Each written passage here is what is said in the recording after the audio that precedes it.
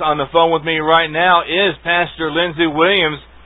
And Pastor, before we get into the topic, our first topic being the election tonight, I want to thank you, sir, for spending time with us this evening. I know that you have canceled a lot of things in order to be with us. God bless you, sir. I do appreciate that. Bobby, it is a privilege to be with you on your show tonight, and you were right a moment ago. This is the only show anywhere in the world that any audience will hear me this week. I did not do a single radio show last week, and I will not be doing a single radio show next week. And the only reason I'm doing your show tonight is because you had me scheduled a month or two, I guess 2 months ago, and I keep my word.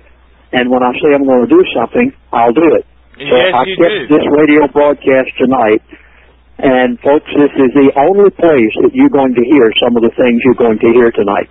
Yes, thank you very much, Pastor Williams. And just for the record, folks, for those of you out there taking notes, and you will find out later in tonight's program why we have already scheduled Pastor Williams strategically, I might say, for the 4th of December. There is a reason for that, and Pastor Williams will get into that sometime this evening, probably not right away. But let's go ahead, let's get right into this thing. Phone lines are open. 1-877-213-6404 or area code 812-307-4363. Any question that you would like to ask Pastor Lindsey Williams, he is up for the fight tonight, I guarantee it. Again, like he said, this is the only program he's doing within a week either side of tonight. And I would also encourage even our listeners in Europe who have been calling me and emailing me asking about Pastor Williams and his next interview here. This is your opportunity as well. We use Skype around here. As a matter of fact, for those of you who do not know, all you need to simply do is Just Measures Radio. It's our Skype name. You can Skype us as well as call us on those phone numbers. That phone number one more time, 877-213-6404. And Pastor Williams, let's get into this thing before the phone calls start coming in. And that is, let's talk about the election. Because now I remember the last time we were on, I was saying, it looks like to me Obama's going to be there. You were thinking that, and you were saying that the elite, their man was Romney. How say you that, sir, after this time? And I know the answer already, folks, but I want Lindsey to share it with you. Well, your listeners, Bobby, can go back in the archives, and what they will hear is you heard the following. You heard me say that the elite did not want Mr. Obama back in office. Now, that's what you heard me say. I never said that Romney was going to win. I said that the elite did not want Mr. Obama back in office, and they don't. And they have, folks, you cannot imagine the problem that you, the middle-class Americans, or the average person all over the world, not the person on the street that has nothing, not the rich man that has a lot. The average person is going to suffer like you have never seen before because of the fact that the elite did not get in who they wanted. There is going to be a fist fight, I mean literally, between the elite and Mr. Obama that is going to be so horrifying. The average person is going to suffer. The average household is going to suffer. I feel so sorry for the average person who does not know what's really going on. I wish you could have heard what I heard. So, Bobby, we'll go in any direction you wish because you know what I said. Now, keep in mind, folks, something. You really think they're God, but they aren't. Now, please, understand something. They don't always get their way. They didn't get their way in Syria. Assad was supposed to have been dead 4 or 5 months ago, and he's not yet. He's still holding out.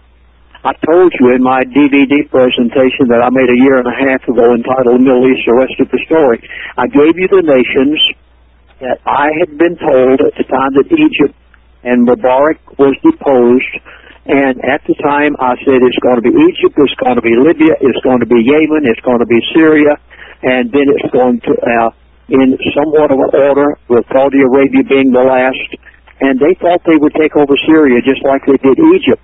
The elite did not get their way. Assad is still in there, and they're still fighting at this thing. So they're 6 or 8 months behind. So please, understand, I have to take the elite at their word as they tell it to me, and what they said to me was, we do not want Obama back in office again. You know, with that being said, Lindsey, you know, I said this to you this afternoon or this morning, your time when I called you, that it would appear then in that case that there is some type of a war going on between the socialists and the elite of this world, and especially in this country, maybe I should say communist, since we're talking about Obama, because he paid for all those votes. He paid for every one of them through free cell phones and mortgages and gas and everything else, and they did not want him in. But now it appears that, of course, I think there's a lot of fraud going on with that as well, simply because he's seen how many places did we see across this country, especially in Ohio and North Carolina, where there were already problems with the voting machines that people would vote for Romney, and it came up Obama, and yet he got 99%, sometimes in one place even 127%, which is impossible to have. Hell, dictators don't even get that much, Lindsey.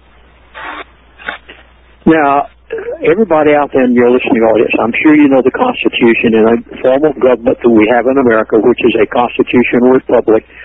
You've studied the Constitution enough that you know there are 2 kinds of vote.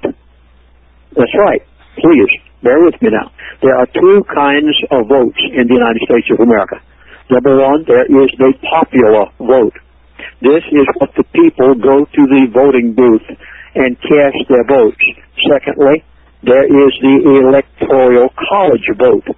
The popular vote does not necessarily elect the President of the United States of America. That would be a democracy. The popular vote, yeah, that would be a democracy. And our founding fathers put in that protective mechanism of the college, electoral college, in order to protect us from a democracy.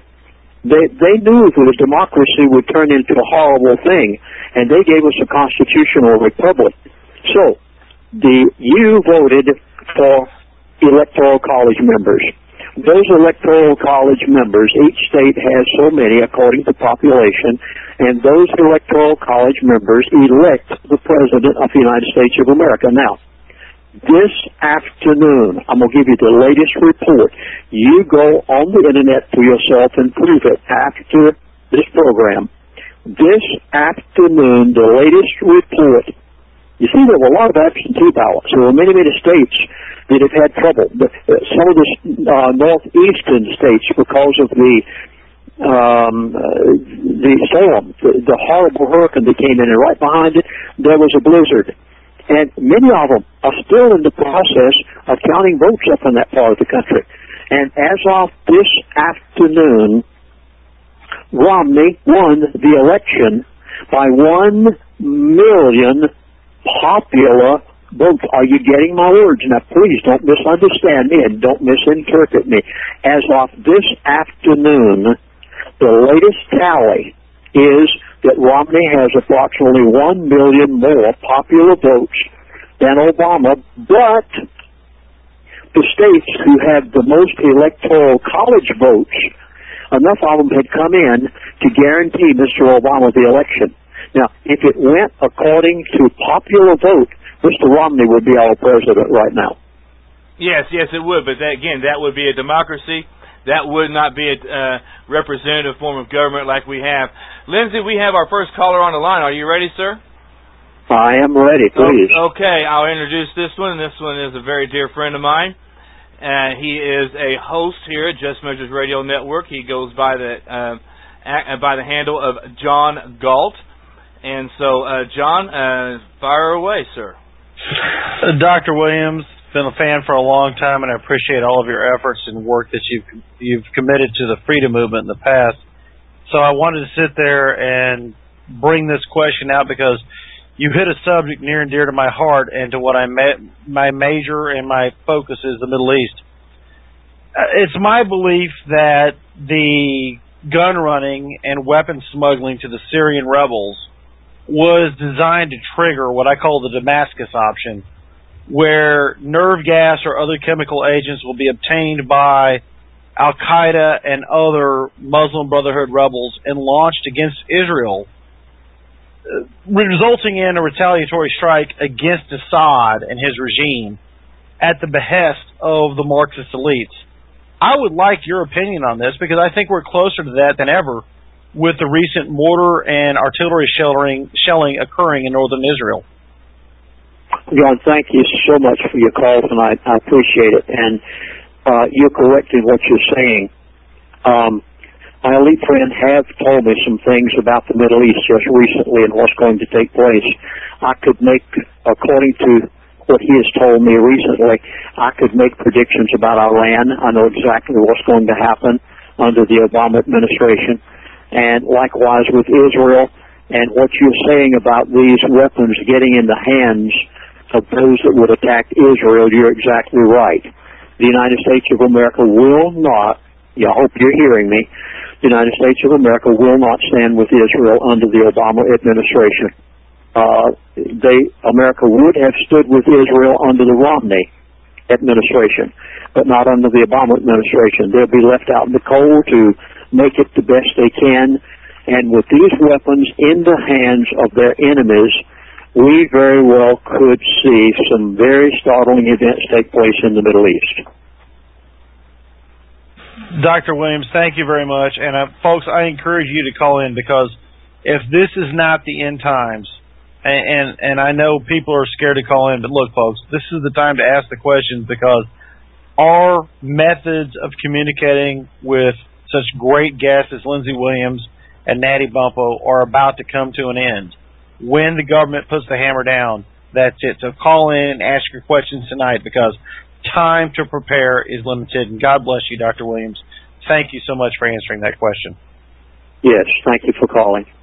Thank you, John.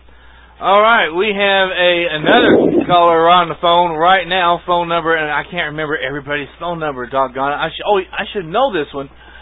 Phone number is 0806. Welcome to the Pathfinder. Yeah, I'm calling for Pastor Williams. This is Todd calling from Washington, D.C. Hello, Todd. How are you, sir? Good. I've spoken online with Pastor Williams and offline once as well. And we always focus on the monetary issues on the phone calls, but this one we're trying to pin down as a group, even in the chat, trying to pin down the specific timeline that we'll be following as far as interest rate hikes in the U.S., currency devaluation, bank holidays, that sort of thing. People are trying to get a feel for when it's going to happen. Like, will March be bank holidays? Will it be a full-blown currency devaluation? When will the global currency be introduced? These are the sorts of things we're debating. So any insights you could provide and any concrete information that was shared with you would be greatly appreciated, sir. Well, Todd, thank you so very much for your call. And definitely you made the right decision to call in tonight, because some very unusual things have happened. I'm quite sure that you will even sense in my voice tonight what's in my heart, as I wish I could pour everything out to you. In order to give you some timelines, let me go back a ways. Now, many of you remember that I appeared on Bobby Black's show before the election, and I had some very definite words about what I thought would be taking place.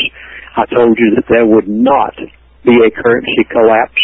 I've said that over and over during the last year, when many of the newsletter writers were saying the currency will collapse, and I would go back to my elite friend and I would say, is it going to happen in September, October, November? He'd say no.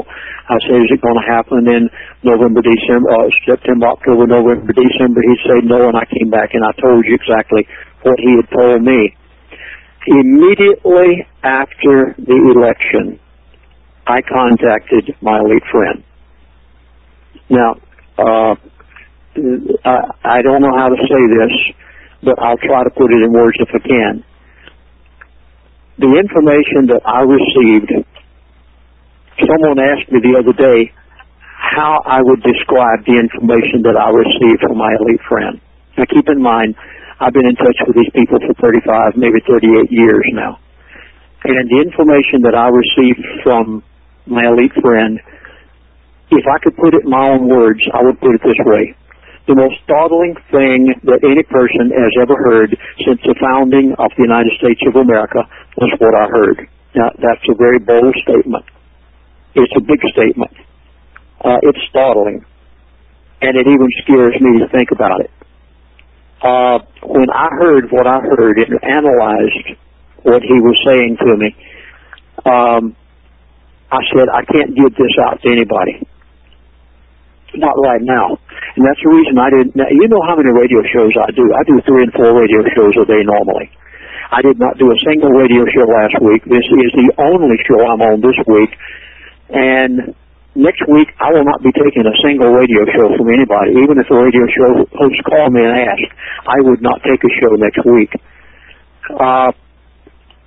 Last Thursday, 5 different shows called me in one day, and I turned all 5 of them down. I was scared to give out what I've got.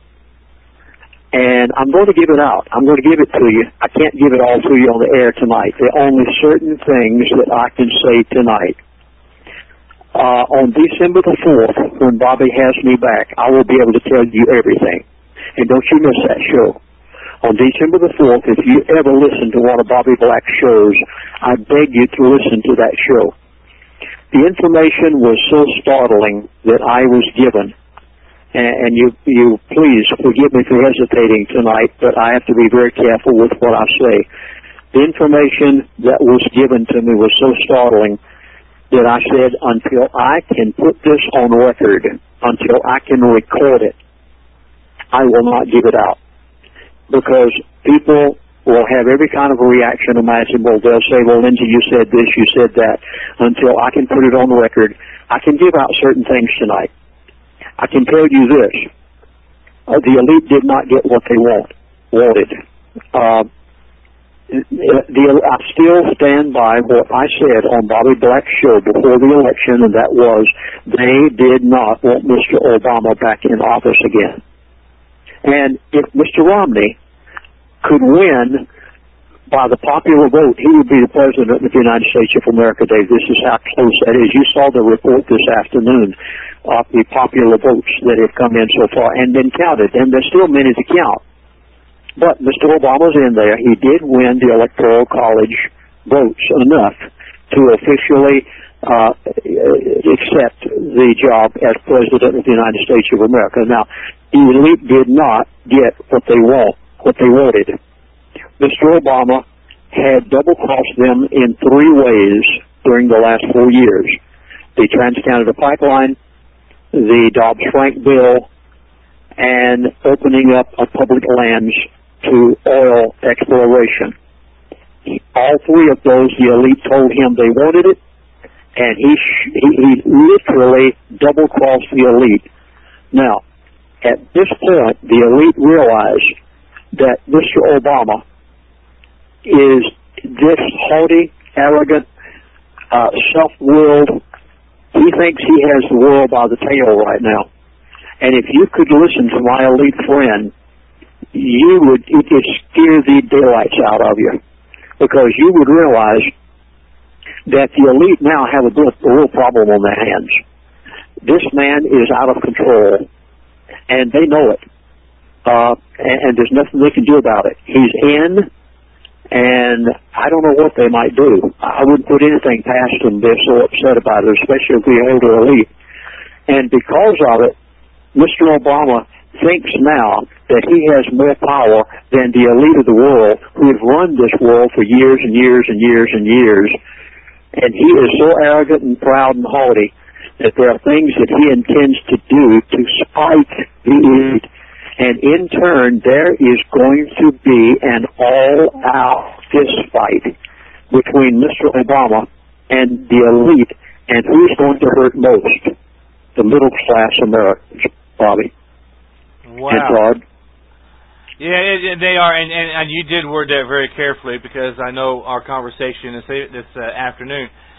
Listen, Lindsey, why don't we go ahead? We're at the bottom of the hour already. Let's go ahead and take a break, and that break will be just for you. It'll be about 5 minutes and 15 seconds.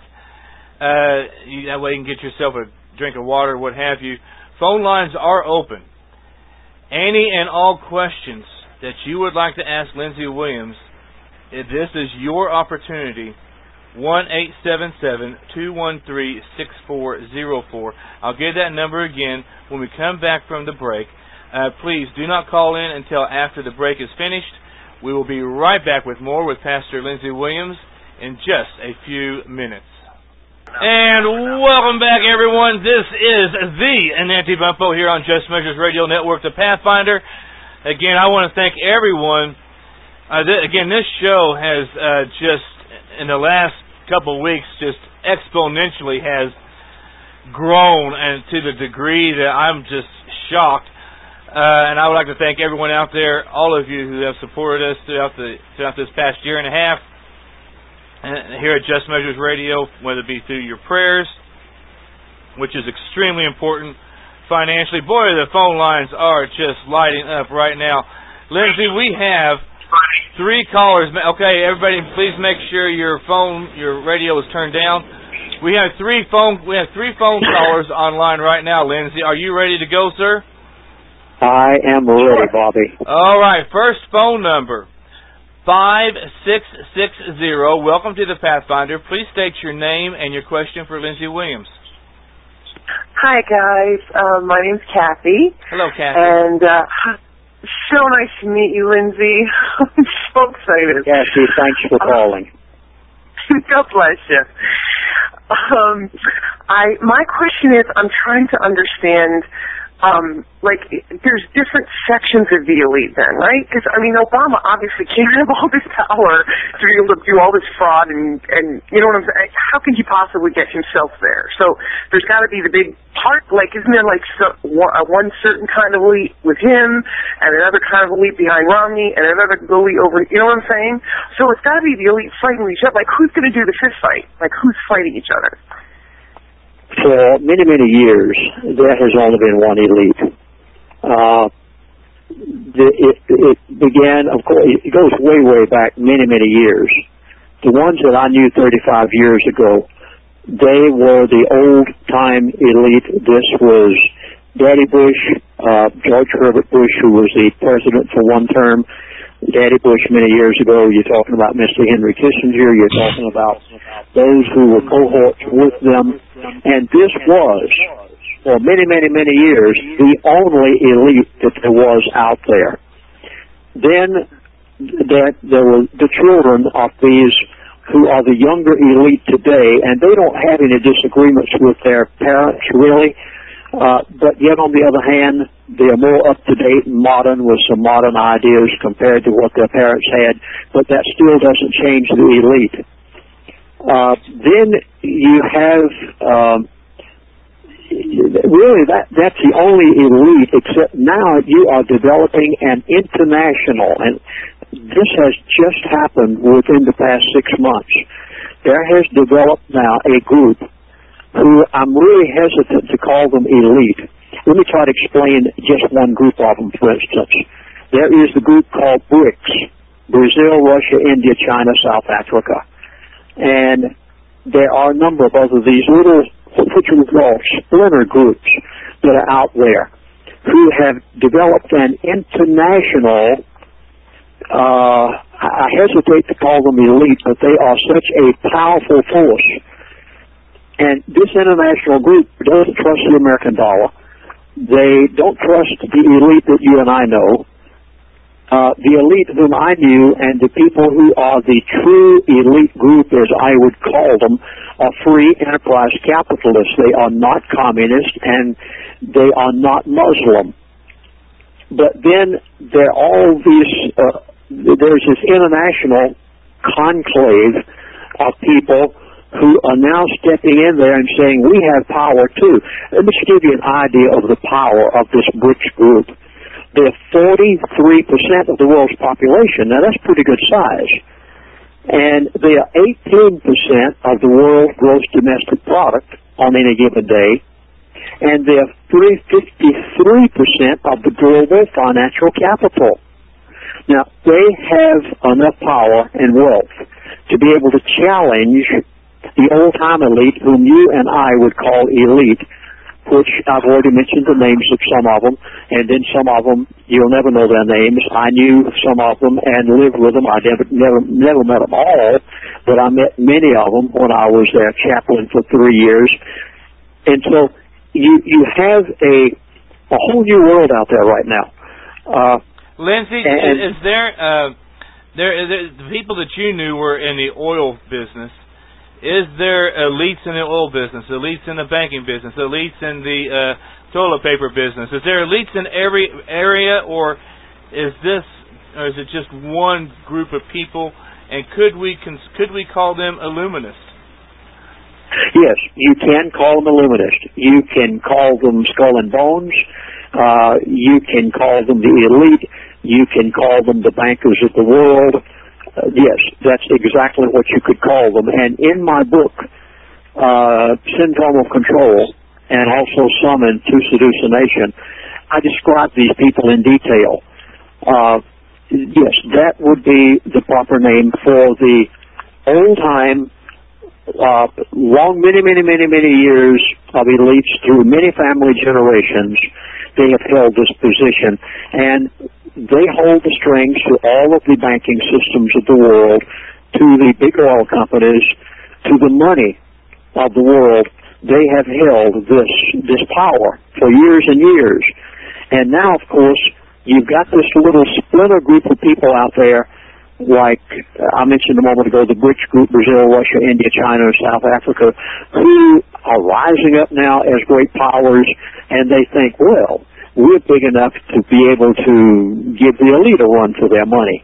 And as a result, it's causing some change of plans. It's causing some definite directions, and it is going to cause major problems in the world.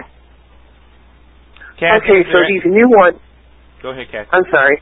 Go ahead. I was going to say, so these new ones, so are these new ones the ones that are backing Obama? Not necessarily. Obama is a strange creature out here. I think the elite. Yeah, I don't know how to describe this guy. The elite originally realized that they could put up with him. Well, they thought they could, and then this haughty, arrogant pride. This guy that they couldn't even control him. They have been able to control everybody else. I mean, tooth and nail, Bush. Well, Daddy Bush, he was the elite of the elite. So the son, there was no problem with that. Bill Clinton, just a playboy. They had no trouble at all controlling him. They had so much on him, from Monica Lewinsky to you name it.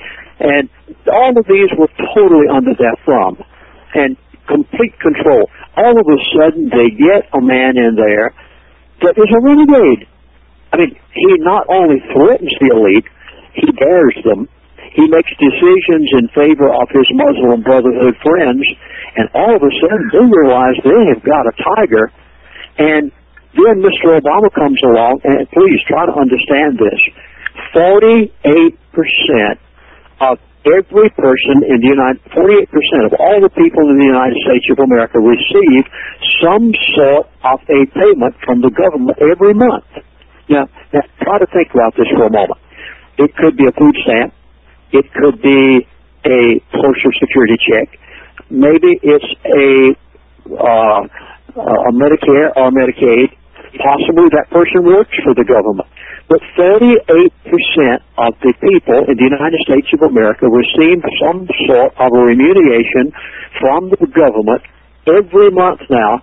And please, you need to write this down. Put it beside your calendar and watch it happen. It is scary beyond words.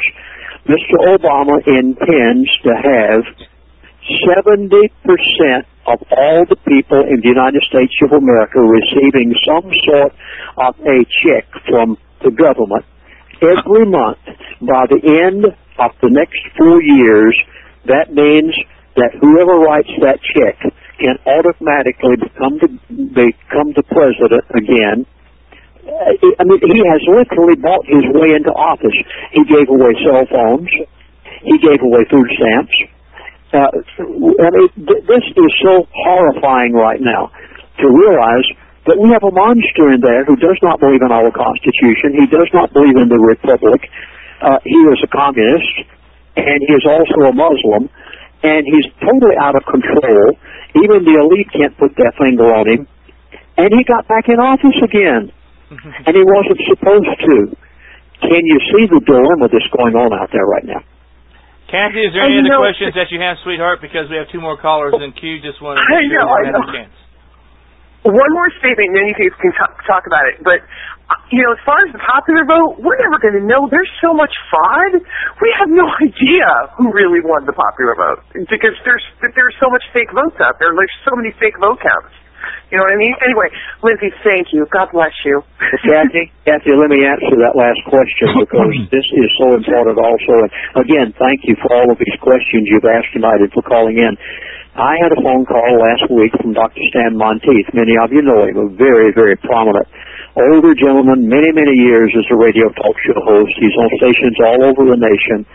And Dr. Stan called me and asked me to be on all of his shows. And I said, Dr. Stan, I'd like to, but I can't until after I have recorded what I have heard because I said it's too dangerous.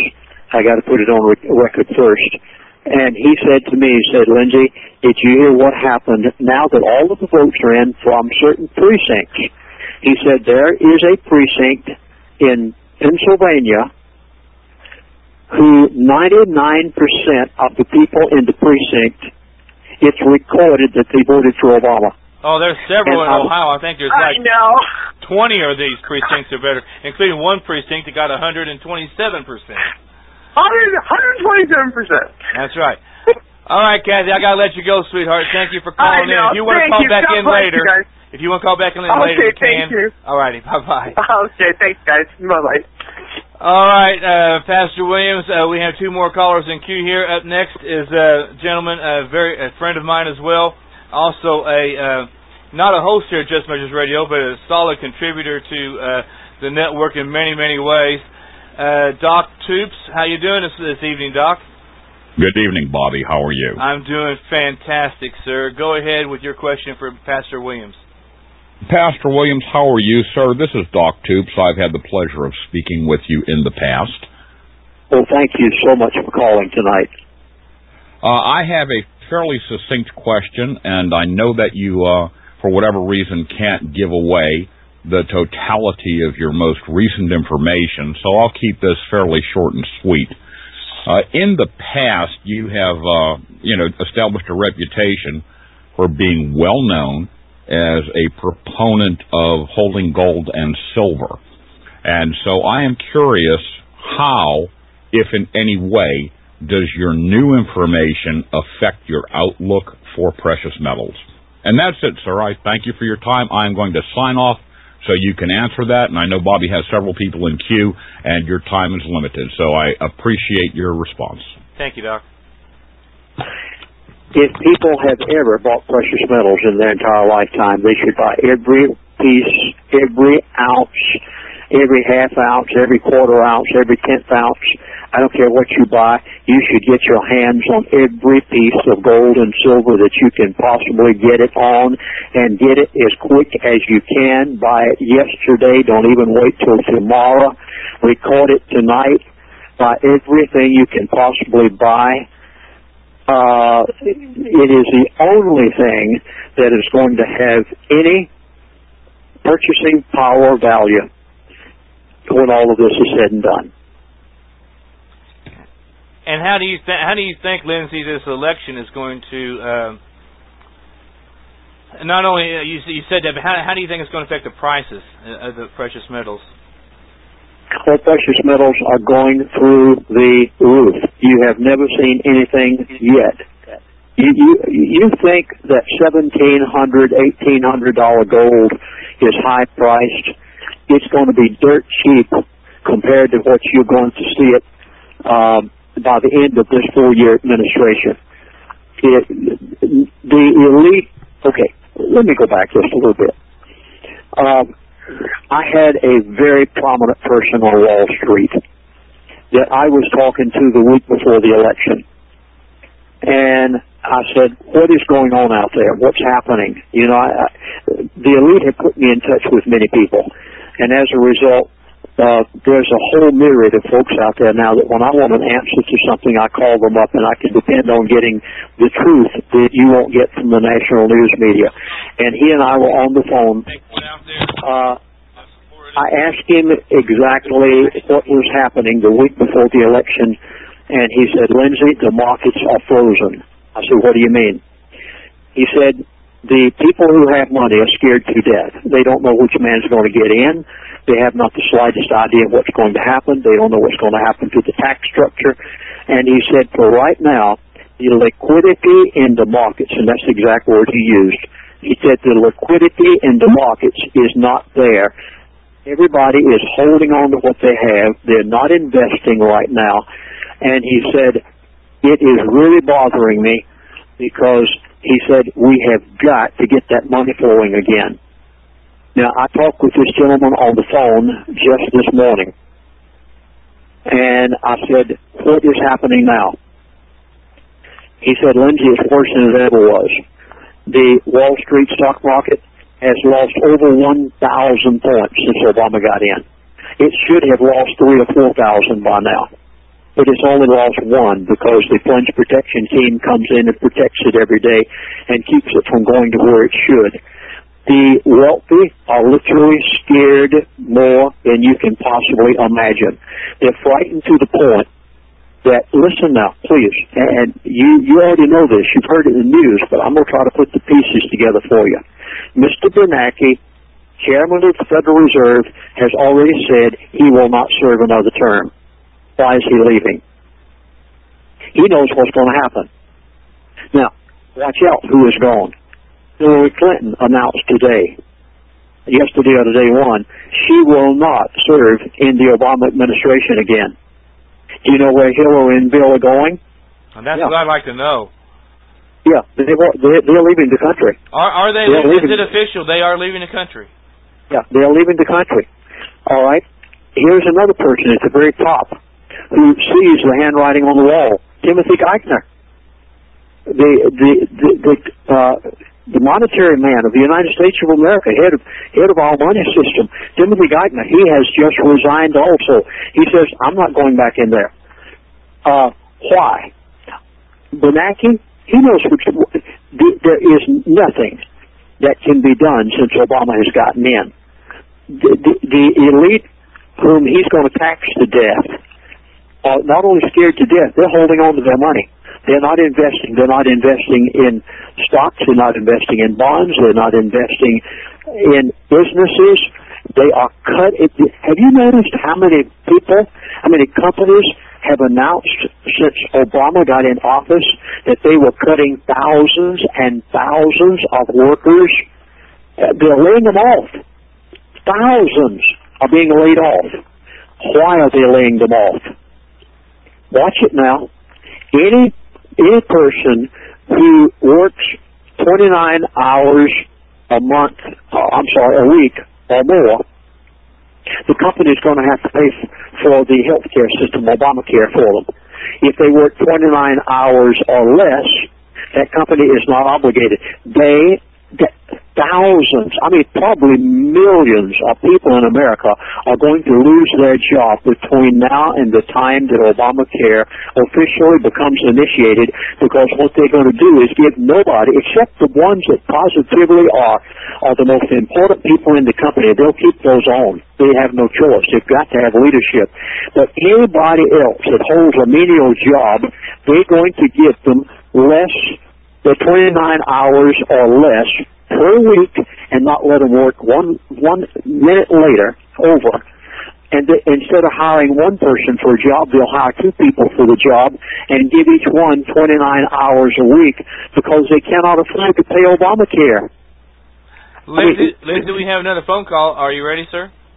I'm ready. All right, phone number Welcome to the Pathfinder. Please state your name and your question for Pastor Williams. Hi, this is James. Pastor Williams, you mentioned before the end of December the dollar would be dead. Is that still in the plans? That's the first question, meaning that the value of the dollar will crash. Not die, but crash. Is that still on? And number two, if the elite hates Obama that much, as you're claiming, could he go the same route as JFK? Ooh, good question. Thanks a lot. Thanks a lot for your question. Well, thank you so much, caller, for calling. First of all, let me answer the latter question first. I don't know. Could he go the way of pipe in there for a minute, Lindsey? Yeah, go ahead. That's something that we have speculated here on the Pathfinder for several months now. I am definitely looking for a false flag assassination attempt on Obama. I think that would secure his power. I looked for it before the election, but now it would secure him as concrete where he is at. He could be, if we think he's untouchable now, he would definitely be untouchable then. But we don't, again, as Lindsey says, we don't know whether the elite would do something like that or not, but God knows they have done it before. Sorry, Lindsey, I just wanted to get my 2 cents in there. Now, as far as the first question, is the dollar going to be, let's see, I think you used two different words in your question. One, the dollar's going to be dead, and the other one, the dollar will collapse. I have never, ever said that the dollar would collapse by the end of December. I have said that the dollar would be dead. And I very carefully on every radio talk show that I've ever said this on have punctuated that by saying, don't misinterpret what the elite have told me. The elite did not say that the dollar would be non-existent, but the elite did say that the dollar would be dead by the end of 2012, and that statement is still true. Now, let me show you why it's dead already. Now, I know you say I can go to the grocery store and I can go to the hardware store and I can go to the drugstore and I can still buy things with my dollar. That is correct. But the scene is changing very rapidly. I hope you have pencil and paper. If you don't, you be sure to go back in the archives and pick this up. I want to tell you why the dollar is dead by the end of December of 2012. There have been a number of nations who have agreed, and they have signed agreements to this effect, that they are going to sell and trade each other's products amongst themselves and will not use the American dollar for the sale and trade of those products. The first signed agreement was in February of 2012. China, the second largest economy in the world, Japan, the third largest economy in the world, and most everything that you see in Walmart or Target, you'll find either made in China or Japan. Very few things made anyplace else. And these two countries have said they're going to trade each other's products among themselves. Well, with the masses of population that you've got in China, do you realize how many dollars will not be needed because of the agreement that these two countries have already made? They will not use the American dollar any longer, and they will not use SWIFT. Do you remember what SWIFT is? SWIFT is the Society of Worldwide Interbank Financial Telecommunications, whereby the reserve currency of the world, the dollar, was transferred to every nation whenever people were transferring in the terms of millions and billions and trillions of dollars. And they use SWIFT to do it. China and Japan won't do that anymore. They don't have to because they've already signed an agreement that the dollar will not be used for that trade. I'm going to list very quickly because I know we're coming up to a break. I'm going to list very quickly each of the nations since January the 1st of this year have signed such agreements. China and Russia signed an agreement on September the 7th. China and Brazil have signed one. That's the BRICS agreement that was made on April the 5th of 2012. Then there is the China and Australia agreement that was signed just a matter of days ago. Then there is the India and Japan agreement. Then there's the India and China agreement. Now, folks, these are signed agreements within less than 12 months. There's Iran and Russia. There is China and Chile. There is China and the United Arab Emirates. There is China and Africa, and the Standard Bank of China is backing up this agreement. There is the BRICS agreement. There is China and Germany, and this was just signed on September the 7th. And then on September the 6th, China, all of these agreements have been signed between these nations, and it said we're not going to use the American dollar for any products that we buy and sell amongst ourselves any longer. Folks, this is trillions and trillions of American dollars that are no longer needed nor wanted, and neither will they come and buy our T-bills that the Federal Reserve issues every so many days. Let me state emphatically, as I possibly can, the dollar is already dead. And it's going to take a few months for the chickens to come home to roost. These dollars that are no longer needed nor wanted are going to be returned back to the United States of America, and when they are, people, you have never seen such catastrophic troubles as you're going to see when these dollars come back unwanted and unused, Bobby. Absolutely. James, did that answer your question? Well, yes and no. I guess, does that mean hyperinflation by, the end of December, or does that just mean these agreements have been signed and this is going to go into effect? Or what exactly does that mean? Oh. Okay, what I'm going to do, James, is there anything more you'd like to add to that, because we do need to go to break? No, just that point. I mean, just how much effect would affect the average person on the street at the end of December, like a loaf of bread costs $50 now. Will that happen, in your estimation, of what you're trying to say, by that period of time? Okay, what I'm going to do, I'm going to go ahead and let you listen off air. We do need to go to a break. And Pastor, is it okay if we answer that after the break, sir? I will be glad to answer. Please be listening and you'll hear the answer. All right, thank you, James. You have a wonderful evening, sir. Thank you for calling in. All right, folks, we will be... we got all kinds of calls coming in. Okay, next caller, listen, we're going to go to break. I'm going to put everybody on mute. Pastor Williams is going to run and get himself something to drink. We'll be right back in 5 minutes. All right, welcome back, everyone. We got a lot of stuff to cover right here during this segment. I know I've seen Katie Rose called in a while ago, Pastor, and she's a good girl. Real quick, the first question that you had was on hyperinflation. That was a question before the break. And so, when do you foresee that coming, sir? How will the dollar being dead by the last day of this year, how is it going to affect the average person? Hyperinflation was mentioned, but I want to mention something else that's much, much more drastic than hyperinflation. Yes, you're going to see hyperinflation. There's no way around it. But there's something more important than that. Now, with all of these countries using their own currency now, they no longer trust the reserve currency of the world. They no longer trust the petrodollar of the world, which was the American dollar, the greenback, the Federal Reserve note. They don't trust our currency anymore. They see America. Congress can't solve our problems. They can't get a budget. We have a $16 trillion, and it's going up exponentially. It's going up every day. It's unbelievable. I'm going to give a lot of this in my presentation that we'll have in January, just how it's going up. Now, here's what's happening.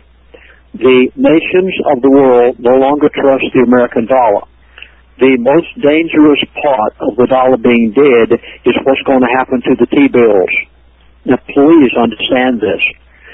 We have the one thing that the whole world has wanted, probably more than anything else from America over the years. The super wealthy and the wealthy nations of the world have bought our Federal Reserve issues called T-bills and other similar paper issues because they were the most stable currency on the face of the earth. And some countries hold trillions of dollars worth of those T-bills. Nobody wants them anymore. They see the American dollar collapsing. They see Congress not able to solve all problems, and they see this national deficit, $16 trillion. And do you realize that $16 trillion is more than all the nations on the face of this earth debt combined? You think Greece has a problem? Greece doesn't even have a problem compared to the United States of America. It just hasn't hit us yet. Greece, you take every country in the world, from China to Russia to Greece to France to England, you take every nation on the face of the earth and add up their debt, and America has more debt than all of them combined, and yet we're sitting back here thinking that we're the kings that rule the roost, and we aren't. Because here's what's going to happen. The American dollars now are coming back home to haunt us. And the nations of the world are not showing up to buy T-bills. Why is that important? Because T-bills, when people purchase it, it pays the interest on the national debt of $16 trillion. And when those people who have bought those T-bills over the years do not get that interest check, they're going to want to cash them in, get rid of them as fast as they can, buy anything they can possibly buy with them, and get out of that paper. When they do, this has compounded the problem. Not only are these American dollars returning home, but the nations of the world are not buying the T-bills, which pay the interest on the national debt, and at some point, we could see a collapse of the American dollar that would be so horrible until I can readily understand why Bernanke has said, I will not run again.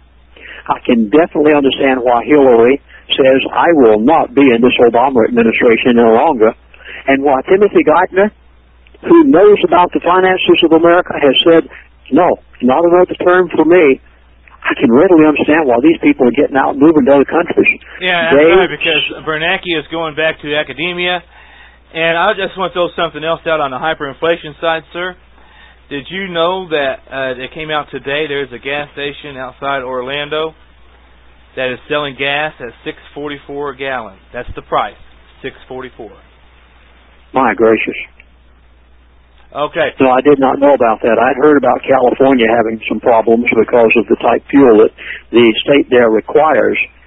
But now, have you noticed as of this afternoon, I sat here thumbing through the Internet this afternoon on my computer, and do you realize how many states in America have said, we want to exit? Are you keeping up? Now, Lindsey, that's really just a petition people are signing, trying to wake up their own representatives, is what that is. Honestly. Yes, and they have petitioned, and they have thousands and thousands of names. Every single one of those names that are put on those petitions represent an irate American who is saying we're not going to have any more. And every one of those names on those lists, if they weren't before, have just put a target on their back. Before we go to the next caller, Lindsey, what about, do you want to cover what Katie Rose said during the break? Yes, I talked with her. She happened to, she asked for you, and I said, this is Lindsey Williams on the line right now. Yes, we did talk for a few moments. Yes, please go ahead and cover what she asked, because, and I wouldn't have done that to you if I didn't know who it was. Katie's she's a dear friend of mine and been a customer of mine for many years out in Washington State. And if you want to go ahead and cover that before we go on to the next caller, it would be appreciative for the audience, I'm sure. Katie mentioned that she and a number of her friends had been together on that computer. I guess they're computer friends. I guess people have more friends now on their computers than they had next-door neighbors. But she said that she and a number of her computer friends had been together talking about some things, and she said, I want to know, what should we do at this point? She said, where is gold going? What about real estate? And what would you consider to be very important right now if we're going to make an investment? And I said, first of all, you must, before anything else, get a paid-for roof over your head. Now, I believe that real estate's going to go down at least another 30% before it stops. So you'll take a loss. There's no way around it. But the fact of a paid-for roof over your head that the Federal Reserve cannot buy the mortgage to will be one of the most valuable things that you and your family can have, regardless of how low the price of real estate goes or how high it goes. That's not the issue. The issue is a paid-for roof over your head. Then she asked about investments, and I said, there is only one thing that you can be guaranteed that the elite are going to see to it, regardless of Obama or anybody else. They hold the purse strings of this, and they're going to see to it that the price of gold and silver still goes up. And so I said to her, as I said to a caller earlier on the program tonight, you need to buy every piece of gold and silver that you can afford to buy without buying it and borrowing money to buy it. Okay, here you go, Lindsey. Here's the question, and the crux of what Katie Rose is getting at, just for the listening audience. When the dollar collapses, will there be say somebody has a $100,000 mortgage, for example, will they still be required to pay that $100,000, or will it be more because of the dollar collapse? All right, let me try to put it this way. I like avocados. I like avocado sandwich. An avocado right now is about $1 at the store. Mm-hmm. When that avocado becomes $2 at the store, but yet you're still getting the same amount of money in your paycheck next week as you're getting right now, that means that you only have half as much as you had before, right, because of the inflationary spiral. And I'm sure you've gone to the grocery store lately and you notice that there is no end to where the prices of groceries are going. Now, when the dollar collapses and you are paying more for things, but yet the purchasing power at the dollar is a half of what it is, then how will you have enough money to be able to put gasoline in the gas tank, food on the table, clothes on the back, and still be able to make the house mortgage payment at the same time? And when it comes to food compared to paying a house mortgage payment, you're going to put food on the table. Right. So you can't make that mortgage payment. They will come in and repossess that house because the Federal Reserve has already bought your house, $40 billion a month. They're buying up mortgage-backed securities, so they bought the mortgage to your house. So all they'll do is repossess it, turn around and rent it back to you. That's the reason you need to have a paid-for roof over your head as one of the most valuable things that you can possibly have. Okay, we got two callers in queue, but I got one more question to follow up myself on this. We know where the price of gold and silver is going. We know it is going to go through the roof. So herein lies a catch-22. Is it more, in your opinion, should the individual pay off the home even though they never own it because of property taxes all the time, or should they buy precious metals in lieu of paying off the home in order to use that in order to pay off the mortgage later on? It's kind of a catch-22, and I know where precious metals are going, and Bobby, you know where they're going also. Mm-hmm. We know they're going up, but will they go up fast enough to offset your ability to be able to pay off that house before your dollar collapses to the point that you can't afford to make your mortgage payment? And when you can't afford to make the mortgage payment, if your gold hasn't increased, we know it's going to increase. But when it's going to increase and how much it's going to increase, I don't know. All I know is that they've told me that it's going up and up and up. So, do you want to take a chance on letting that gold go to $2,000, $2,500 an ounce before all of these chickens come home to roost and these billions and maybe trillions of dollars come back home to haunt us? And are you going to take a chance on gold going up enough to offset that, and you can then pay off your house with the increased value of the gold?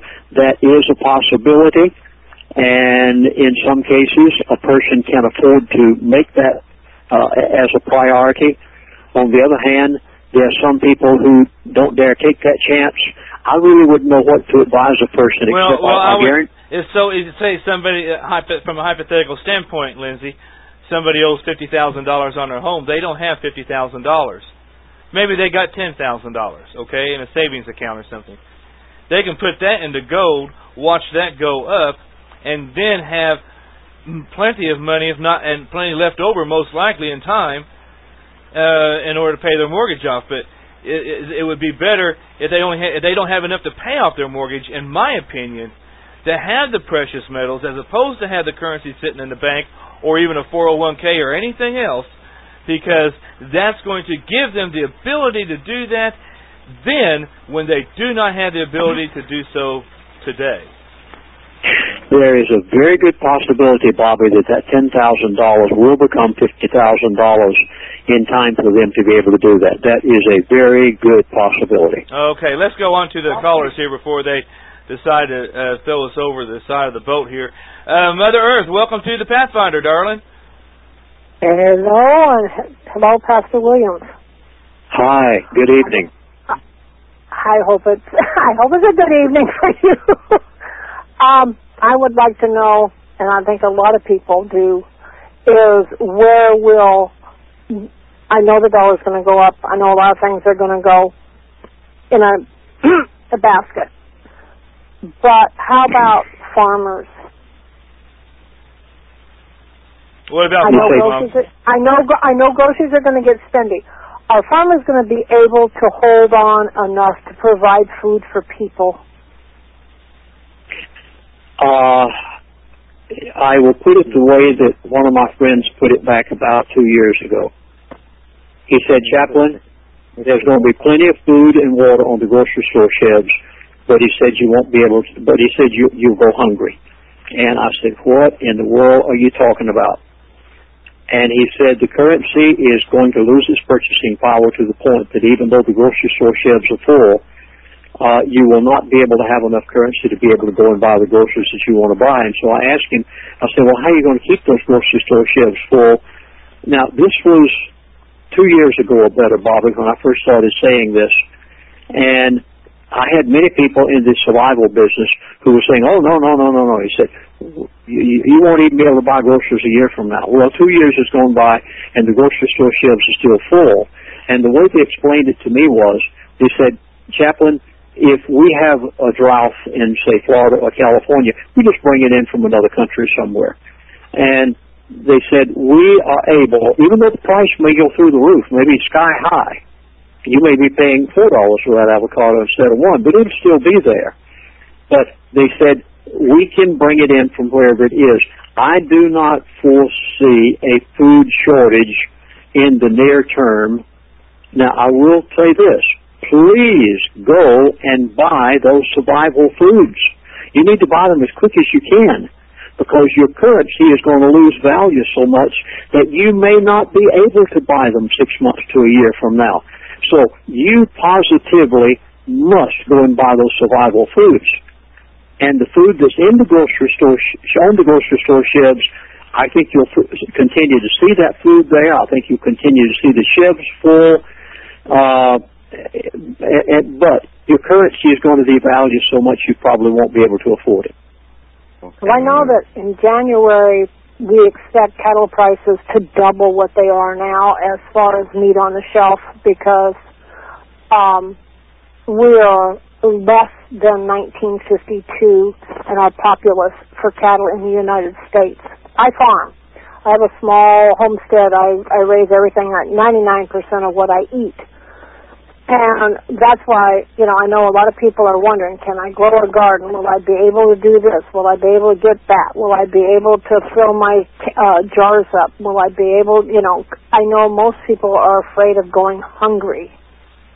And I had a mother who went through the Depression and told me when I was a young girl, I'll be 65 in December, who said, there is another Depression coming. I don't know when, but it will be worse than the one that I went through. Absolutely. And just for a side note there, Mom, there was an article that came out, we reported last night on the Pathfinder, where the drought conditions, especially there in Texas and Oklahoma, there's no rain again. The wheat crop is suffering, and that's going to do nothing but cause the price of foodstuffs to continue to rise. So, Mom, thank you very much, darling, for being part of the program. Going to the next caller now, okay? Okay, take care. God bless. All right, God bless. Bye-bye. All right, unknown phone number. Please state your name and your question for Pastor Lindsey Williams. Mike. Hi, Bumpy. Thanks for taking my call. Hey, Mike. Hi, Pastor Williams? Yes, Mike. Thanks for calling. Thank you for even being here. Honest to goodness, and I'm so glad to get a hold of you. I just wanted your thoughts on some things.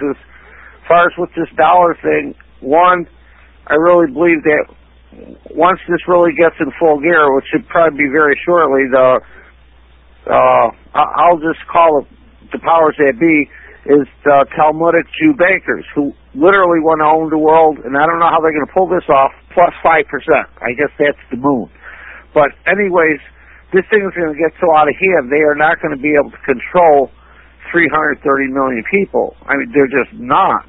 And my thought is this, and I just wanted your thoughts on this, that 18 months out from now, when the cattle are gone, the sheep, donkeys, horses, everything, you won't be able to find a squirrel. The vast majority of North American animals, from a squirrel to a moose, will become extinct because people will be that hungry.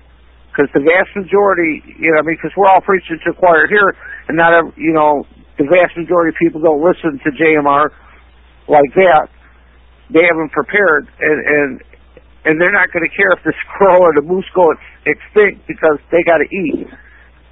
If my call. I just wanted your thoughts on that. Okay, Mike, I'm going to let you listen off air so we can get all the callers in. Okay.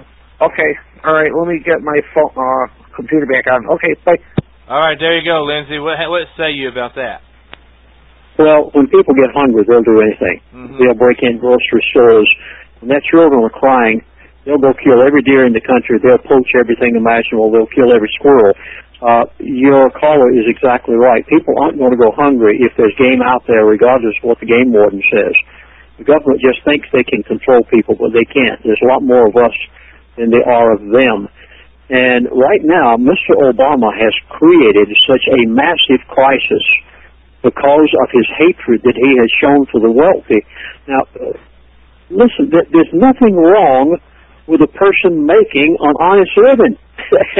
There's nothing wrong with a person gaining wealth for themselves if they have the ability to be able to do it. If it's done honestly, they have nothing, there's no wrong in that. This is what free enterprise is all about. And Obama has taken on the wealthy, who are the only ones that create jobs, who are the only ones that build businesses, who are the only one that can get him out of the crisis that he's in. And he's taking these people on to shake his finger in their fist. Their fist is his finger in their face. And what are these people going to do? I'll tell you, this Wall Street insider that I talked with just the other day, he said to me, Chaplain, the markets are so frozen up right now.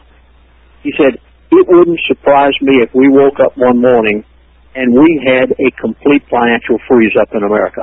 Now, whenever I say freeze up, there has got to be liquidity in the market. That means you've got to keep pumping money in, or the market freezes up. Banks have no money to give you. That there's nothing to go around. You've got to have that flow of business, investment, spending, buying. This whole flow has got to keep going. And when the rich clamp down and say, no, we are afraid to invest anywhere because look what this man's going to do to us. And he's threatened us. And we hold the money. We don't have to let loose of it. We can keep it right where it is. We don't have to reinvest. And whenever they do, the number of states and the counties and the cities won't be able to sell their bonds. You won't be able to finance schools and water facilities. When the rich cease to invest, money freezes. And when money freezes and doesn't flow, there is coming a collapse. And he said to me, Chaplain, things are so frozen up right now that he said, I'm just afraid that Obama is signing his own death warrant as far as the dollar is concerned. I would agree. And I tell you what, Lindsey, if it's okay with you, I know it's pretty much going to be 2 weeks before you're back on the air anywhere. Can we skip this break until the callers quit calling in? And so I want everybody to have an opportunity to speak with you that want to speak with you. Is that okay, sir? Oh, please. I love the callers. I like to hear their opinions. Okay, I believe you'll recognize this voice. This is a very sweet voice on the other end. Welcome back, Katie Rose. Well, thank you. I have a question about property taxes, Lindsey. In the past, you have said that those of us who have free and clear houses should have 3 years worth of gold or silver set aside for property taxes. Then the next time I heard you, you were saying 5 years worth of gold and silver set aside for property taxes. Do you have any new information about the property taxes? And then the next thing was you had talked about how the elite intended to get the free and clear houses because people were not able to pay the property taxes. And I'm wondering if that is still their intention. They want every piece of property in the United States of America that they can get. Now, this is the elite. This is the old-time elite. These are the ones that I know who hold the purse strings of America. These are the super wealthy in the country. They're the ones that control the Federal Reserve. And they want every piece of property they possibly can get. They want it to default. Shopping centers, small businesses, homes, whatever it may be. They want a default on the mortgage so that they can take it back without paying you anything for it and then turn around and rent it back to you. So the Federal Reserve is your landlord for all practical purposes for the rest of your life and the life of your children.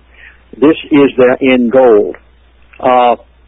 As far as property taxes are concerned, right now with Obama having gotten reelected, you have a 4-year period here.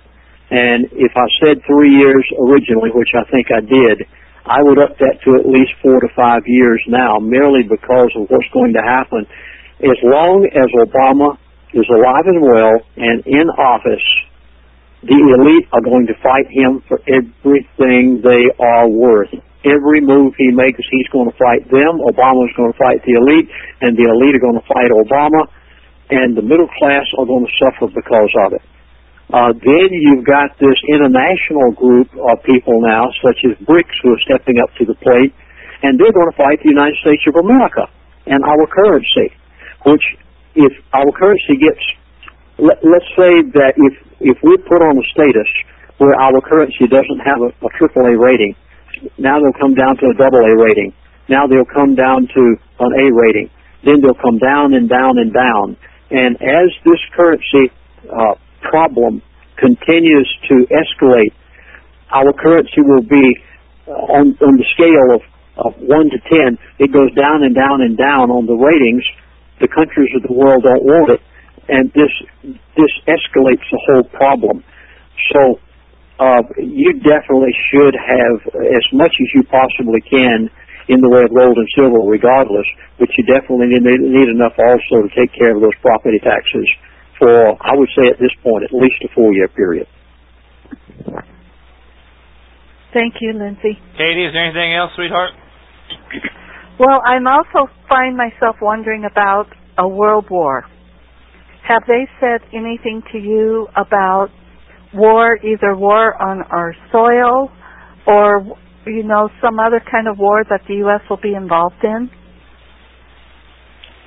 They have said one or two things, and let me try to clarify if I can. First of all, Iran. You're not going to see America invade Iran. You may see Israel throw a few missiles at Iran just to scare them. But at this point, Israel realizes that America is not going to stand with them. And it is the consensus of opinion of the ones that I've been talking to and the gentleman I talked with just today that he said no. He said there's not going to be all-out war between Iran and Israel or Iran and America. And eventually the world will become accustomed to the fact that Iran's going to get the nuclear bomb and there's nothing they can do about it. And Mr. Obama, because he is a Muslim, there's no way he's going to touch Iran. So you can pretty much leave that out.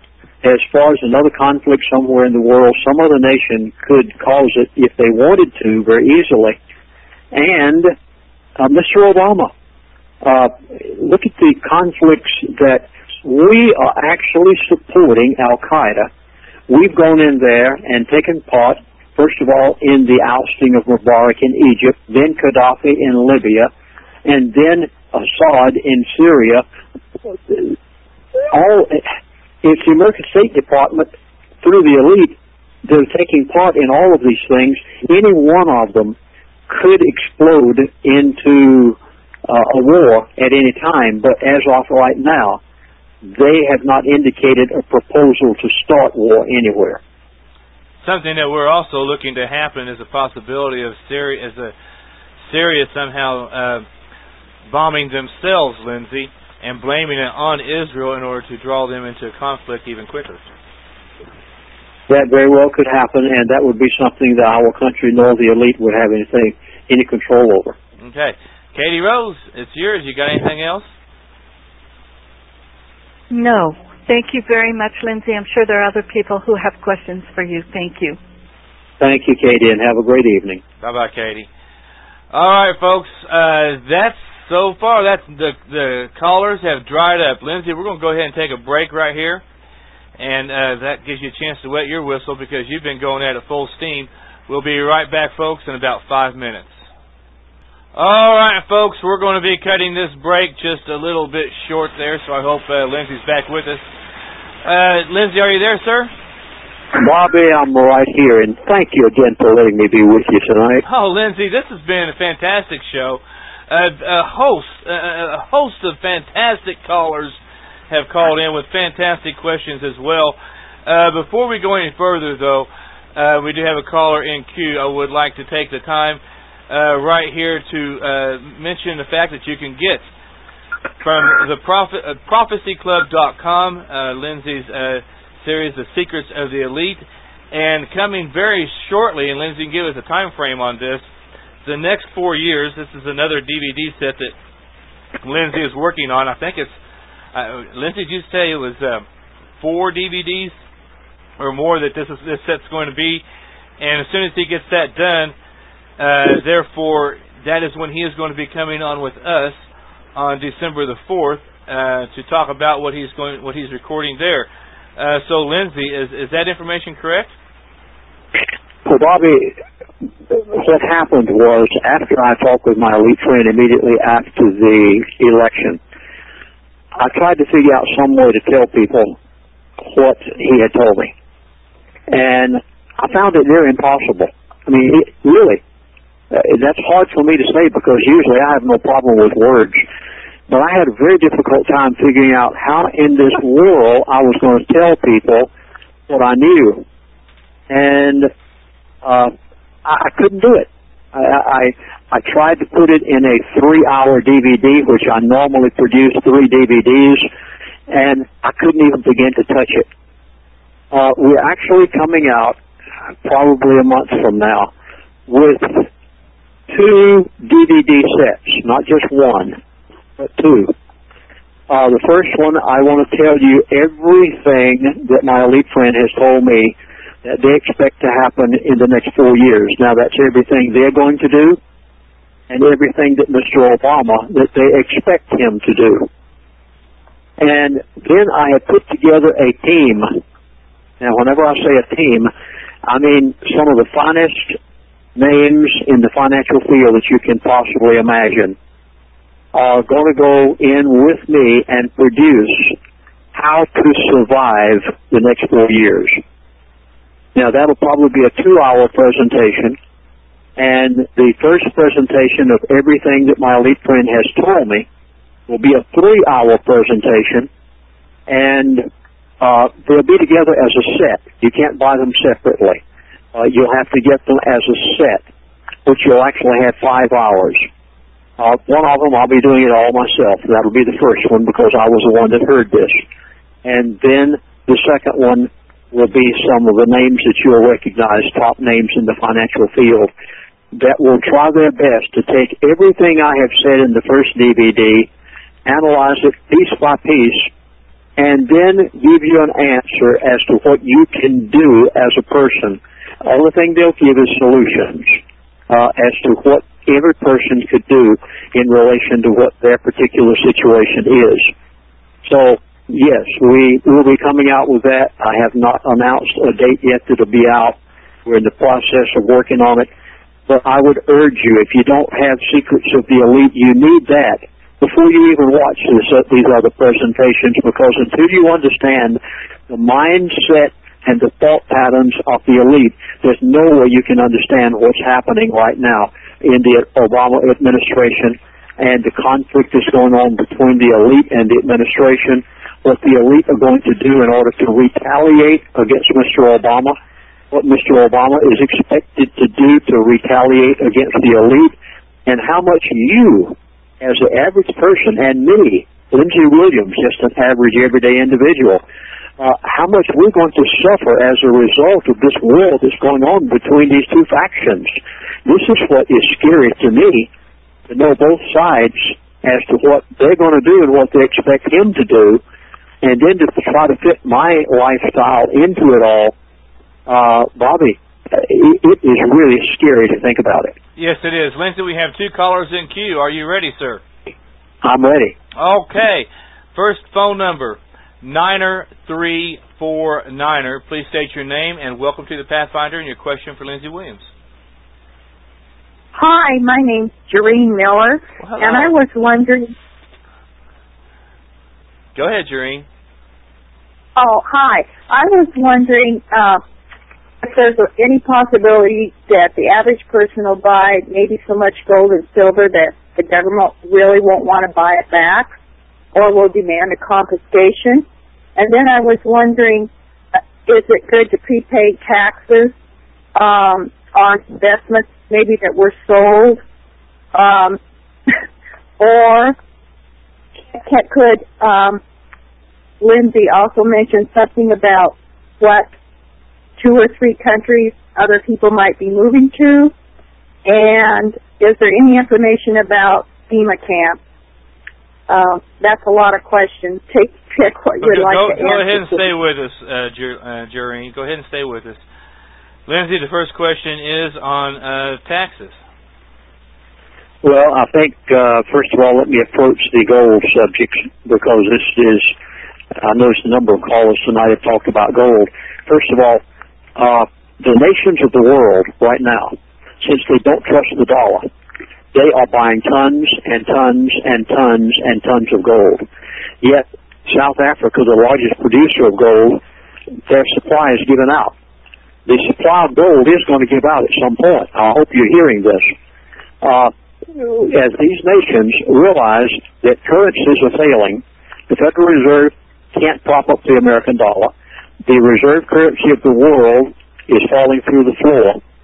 The nations of the world aren't using that reserve currency of the American dollar and the petrodollar anymore.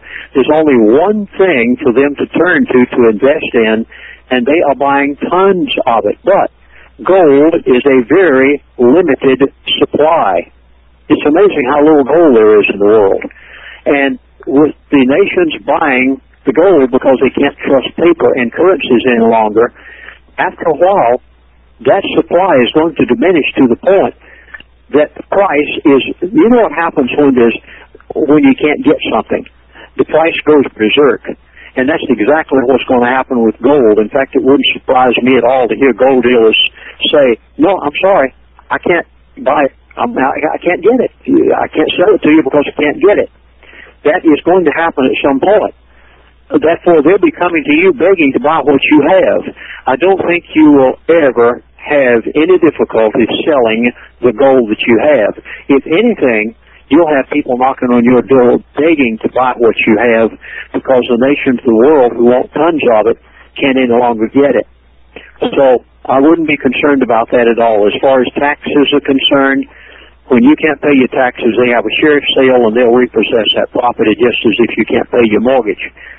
So I don't know, Bobby, if I've answered the question or not. Yes, you did fine. Do you want to continue with the other 2 questions, which was, do you see a lot of people moving out of the country, and anything new on the FEMA camp situation? I am seeing a lot of people move out of the country. A lot of wealthy people are moving out of the country. I don't think they're going to stay out of the country. I think they'll come back. I have had a multitude of friends over the past 5-6 years that have moved outside of America, and I would say that 90% of all those people have returned. Now, I hope you're hearing this. These are friends of mine. I know their names. They have returned back to America very unhappy, very disgruntled. They weren't accepted in the other culture. They are Americans, and people don't like Americans anymore. They don't need our currency anymore, and that's what they took down there to invest in businesses. And then when they got there, they said, oh, you're not one of us. we're going to give you every kind of heart problem imaginable. And I would say that 90% of my friends who have left the country have come back. Lindsey, I might add this as well, that there's a lot of professionals that are leaving, doctors, lawyers, and such, and they are being welcomed with open arms in foreign countries. Yes, if they are a professional person. Yeah, because of their skills, they would be very much welcomed in a foreign country. I have one man who was very skilled, very wealthy, and he went down there to establish some businesses and schools in order to help the natives. And one day they raided his compound, his house, and he had to call in the government to come and rescue him. The government likes him because he spent so much money down there. People said, we don't want you Americans here any longer.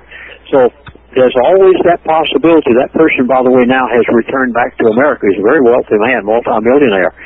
And I think really, when it comes down to it, Bobby, I think we better all just buckle down, demand we keep that Constitution, tell this government we've had enough, take action, and stay right here and fight it out. You know, George Washington did have a vision.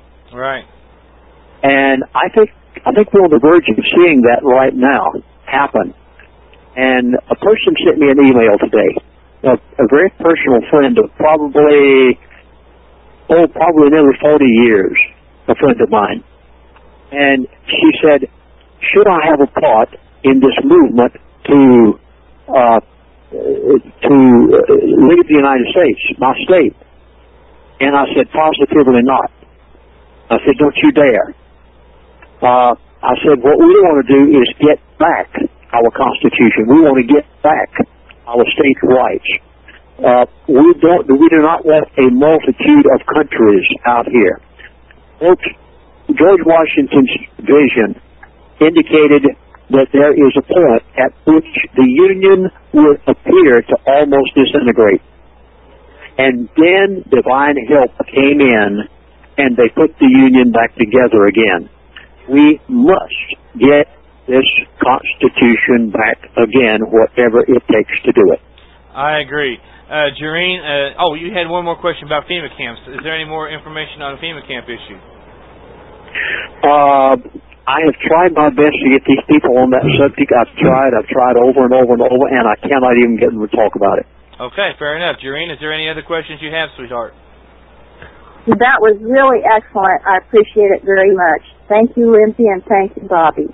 Thank you. Okay, next caller. Thank you, darling. All right. Bye-bye. All right, we got two more callers in queue, Lindsey. And, folks, I'm going to continue this as long as callers are willing to call in, if Lindsey is okay with that, simply because I want everyone to have their opportunity. Lindsey, is that okay with you, sir? Well, I'll probably have to quit at 9 my time, which is probably 10 or 11 yours.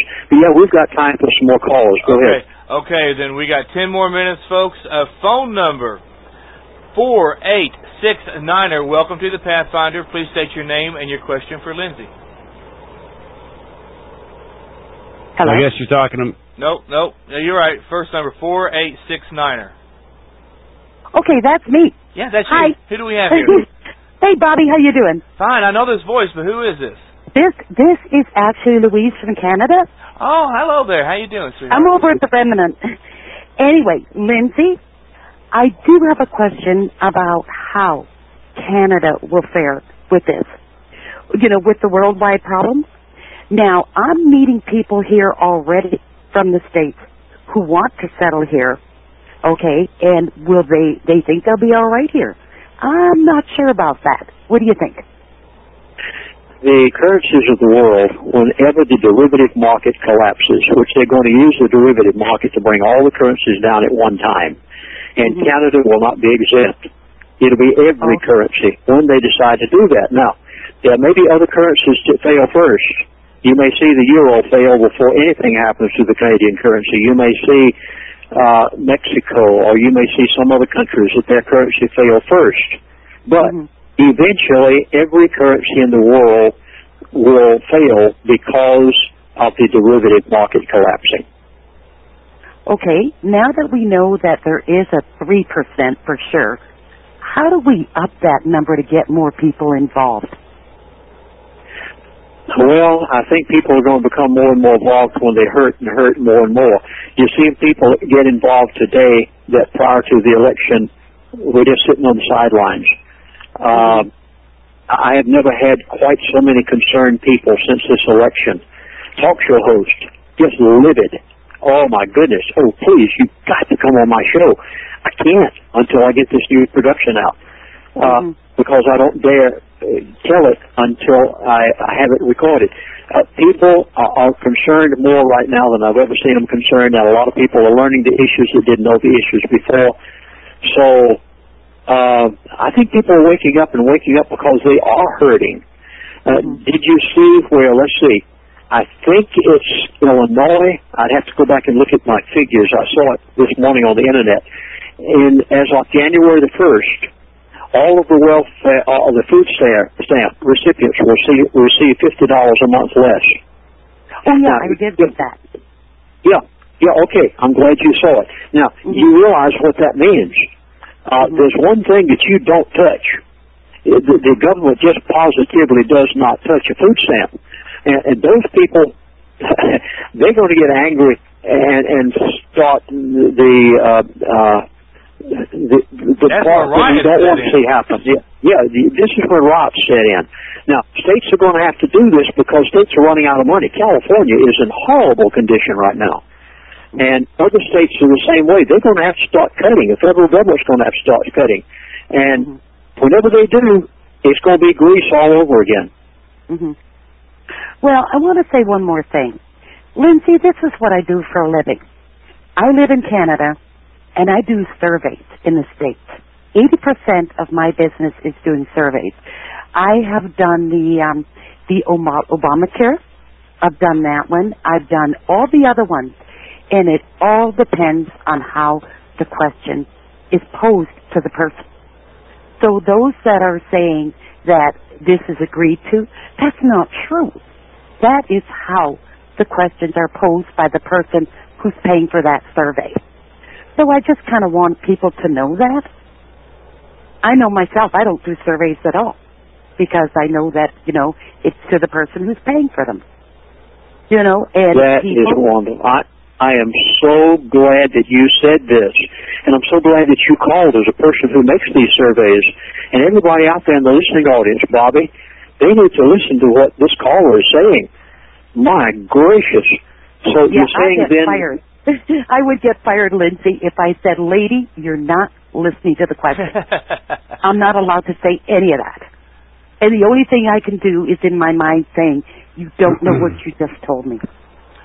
All right, Louise, thank you so much for calling in. I do have to go. You guys have a great evening. All right, thank you, sweetheart. Okay. Lindsey, we have 2 more callers in queue. We're going to try and get them in as quick as we can. We got 5 minutes, folks, if you want to talk to Lindsey Williams. Welcome, David Cowley, the Pathfinder, sir. Good evening, boss. I'm going to make this real quick, Pastor Williams. You said the elite, or some of the elite fled the country and came back. My question to you is, when they fled the country, what did they do with their holdings? Stocks, bonds, money?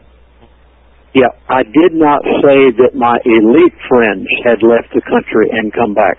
I did say that many of my ordinary, everyday, middle-class friends have left the country, and 90% of them have returned. I do not know of any of the elite who have all of their funds in America. They have them both outside the country and in the country so that they have a backup on both places.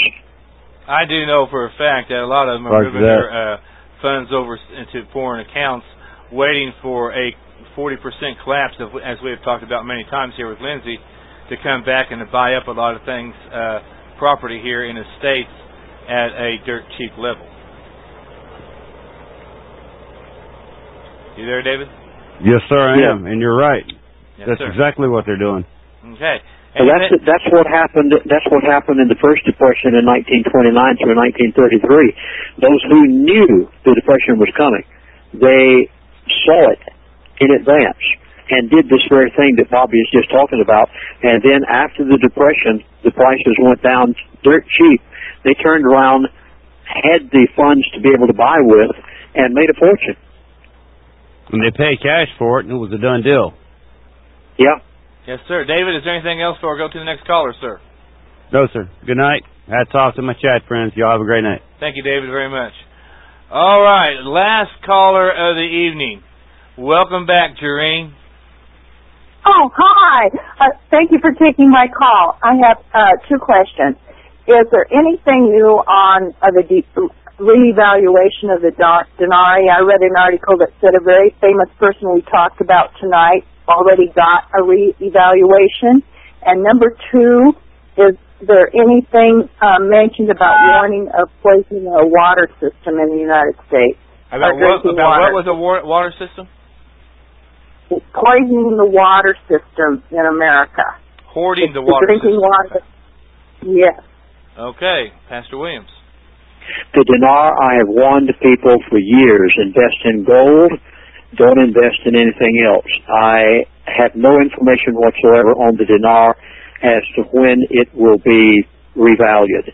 As far as the water systems of America, I hope to goodness that you aren't depending on a water system, any city water system, I don't care what it might be. When people get desperate enough, some people do things just out of spite, and I would be very careful of any city water system. Okay, Jareen, is there anything else real quick, sweetheart? No, that's great. Thank you. All right. Okay, good night. Good night. All right, that is a wrap. Pastor Williams, what a night. This wonderful phone calls, wonderful questions.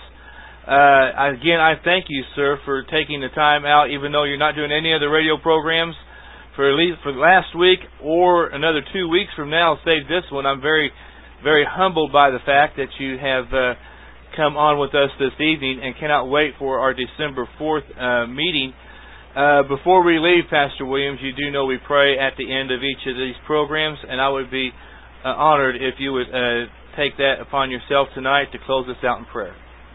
Bobby, I'd consider it a privilege, and by the way, be sure and be back with us on December the 4th, because I'll be saying probably everything at that point.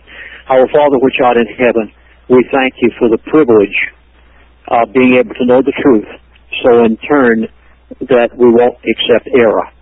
I ask that you would bless every person out there in this audience, cause them to think correctly, help them not to fear, because you've said in your word that we should trust you instead of fearing.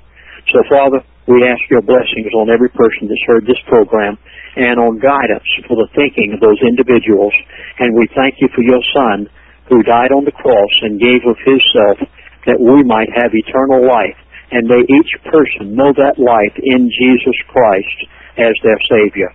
And in his name we ask it. Amen. Amen. Once again, thank you, Lindsey, so much for coming on this evening.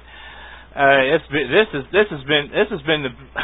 this is the 10th interview you've done with us on a 2-hour segment, and it has been.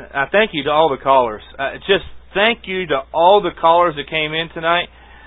You had an opportunity. For those of you who missed your opportunity to call in tonight, you're going to have to wait till December 4th, and I'm sure there's going to be plenty of questions then. Lindsey, sir, you have a wonderful rest of the evening. God bless you and those of you in your household. And I can't wait. I'll be talking with you, let you know how this show's received around the world. Thank you, Bobby. Lord bless. I appreciate the privilege of being with you tonight, and each one out in the audience.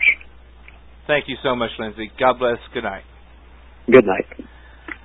Wow. There you go, folks. Massive show. Wow, massive show. We have been here at the Pathfinder. This show is, thousands upon thousands upon thousands upon thousands, and multiply that again, downloads, people who have been catching this all around the world, and I would assume that this, again, would be just as well received as the others have been here in the past couple weeks. Until tomorrow night, this is the Natty Bumppo. God bless each and every one of you.